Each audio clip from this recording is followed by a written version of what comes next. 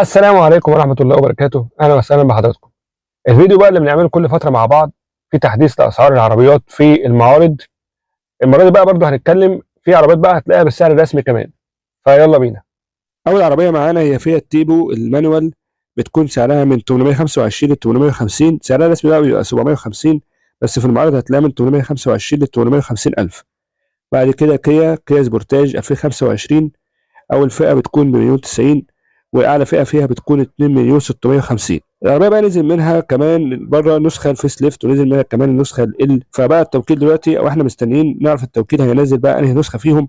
طبعا النسخه اللي هتنزل اكيد بقى هترخص او هتنزل سعر النسخه اللي موجوده دلوقتي. بعد كده هيونداي اكسنت ار بي 2025، من الفئه الاولى كده بتكون عامله 970، والفئه الخامسه بتكون عامله مليون 60 الف. هيونداي الانترا اي دي اول فئه بتكون مليون و200، وتاني فئه في حدود مليون 220، وتالت فئه واعلى فئه بتكون مليون 350 الف. طبعا بقى لا اي اس بي ولا الكلام ده كله، عربيه تجميع محلي. بعد كده هيونداي الانترا سي ان 7 2025، اول فئه بتكون بمليون 400، واعلى فئه بتكون بمليون 960. بعد كده هيونداي توسان 2025، اول فئه بتكون 2 مليون 70 الف، واعلى فئه بتكون 2 مليون 785 الف، وهي الفئه الخامسه. بعد كده بقى رينو تاليانت 2024، اول فئه بتكون عامله 800، وتاني فئه بتكون عامله 900. الاسعار دي بقى كمان اصلا هي الاسعار الرسميه، يعني مفيش اوفر برايس على العربيه.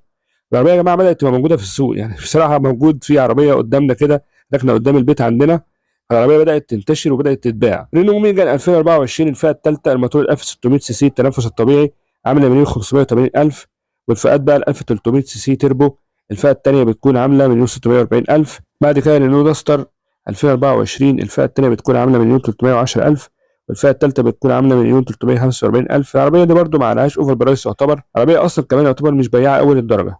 رينو اوسترال 2024 اول فئه بتكون بمليون 660 الف، خامس فئه واعلى فئه بتكون عامله 2 مليون 105 الف. بعد كده بقى نيسان صاني 2025، تاني فئه اللي بتكون اوتو عامله 695 الف، وتالت فئه ب 780 الف، ورابع فئه واعلى فئه اللي هي السوبر سالون بتكون عامله 825 الف. نيسان سنترا تقفيل المحل برده موديل 2025، اعلى فئه بتكون عامله مليون 130 الف. بعد كده بقى تويوتا كورولا 2024، عربيه اعتماديه جدا، اول فئه بتكون عامله من مليون 700 لمليون 800 الف. بعد كده بقى عيله ام جي 5 2025، الفئه الثانيه بتكون عامله مليون 75 الف. ام جي زد اس 2025، اول فئه بتكون عامله مليون 130 الف، والثانيه مليون 160 الف، والثالثه وهي اعلى فئه بتكون عامله مليون 230 الف. بعد كده اوبل جراند لاند 2025 التوتون، سعرها بيكون مليون 950 الف. العربيه بقى سعرها رسمي برضه يعتبر مليون 920 الف، يعني العربيه يعتبر ما عليهاش اصلا اوفر برايس. برضه اوبل موكا 2025 البلاك اديشن، عليها خصم 160 الف، يعني العربيه كان سعرها في اصلا الرسمي مليون 550 الف، سعرها بقى دلوقتي بعد الخصم مليون 395 الف. برضه سعر حلو، عربيه حلوه على فكره يا جماعه. بعد كده بقى اوبل كروس لاند 2025، هتلاقي بقى سعرها في المعارض مليون 350 الف، وده بالمناسبه هو السعر الرسمي ليها برضه. بعد كده بايك يو 5 بلس 2025، اول فئه ب 925 الف، وتاني فئه ب 975 الف. بايك اكس 7 2025، تاني فئه بتكون بمليون 670 الف. بعد كده بقى بروتون ساجا بتكون بسعر 760 الف. العربيه مستنيينها هتتقفل هنا في مصر، هنشوف بقى سعرها كام، هل هتنزل بقى ولا هتفضل زي ما هي، لسه مش عارفين. بي واي دي اف 3 2025، الفئه الاولى ب 650 الف، والفئه الثانيه ب 700 الف. برضه يعتبر دي الاسعار الرسميه، هتلاقي برضه نفس الاسعار دي موجوده في المعارض. بعد كده بيجو 2008 موديل 2024، اول فئه بتكون بمليون 660 الف، وتاني فئه بمليون 780 الف. بعد كده بقى جاك جي اس 2 850 الف. العربيه طبعا كانت وصلت في وقت من الاوقات 660 الف، فكان سعرها حلو، لكن حاليا بقى دخلت في الرينج بتاع 850 الف، فالعربيه برضو سعرها كده يعتبر عالي.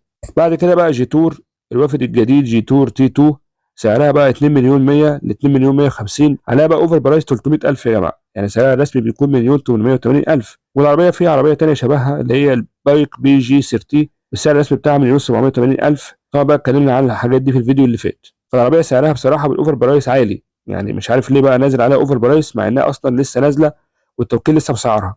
بعد كده جي اكس 3 برو 2025، عامله 925 الف. بعد كده بقى عربيات سوزوكي رمز الاقتصاديه، سوزوكي اسبريسو من 650 الف ل 680 الف.